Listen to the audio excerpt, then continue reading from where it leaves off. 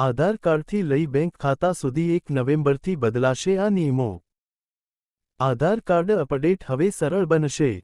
હવેથી આધારમાં નામ, સરનામું, મોબાઈલ નંબર વગેરે ઓનલાઈન અપડેટ કરી શકાશે। બાયોમેટ્રિક વેરિફિકેશન માટે જ કેન્દ્ર પર જવું પડશે। UIDAI PAN, passport, ration card જેવા સરકારી ડેટાબેઝ સામે તમારી માહિતી આપમેળે વેરિફિકેશ કરશે। બેંક એકાઉન્ટ અને લોકરના નોમિની નિયમોમાં ફેરફાર। ગ્રાહકો એકને બદલે 4 નોમિની નોમિનેટ કરી શકશે। આ નિયમો સિંગલ અને જોઈન્ટ એકાઉન્ટ, એફડી, આરડી અને તમામ પ્રકારની ડિપોઝિટ પર લાગુ થશે। ગ્રાહકો બેંક લોકરમાં ક્રમિક નોમિની વિગતો પણ આપી શકશે। જો પ્રથમ નોમિનીનું મૃત્યુ થાય છે, તો બીજો નોમિની ઉત્તરાધિકારી બની શકે છે। મ્યુચ્યુઅલ ફંડ રોકાણ માટેના નવા નિયમો।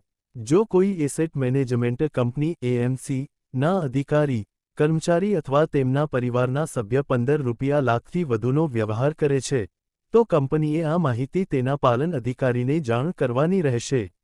એસબીઆઈ ક્રેડિટ કાર્ડ્સ પર વધારાનો ચાર્જ।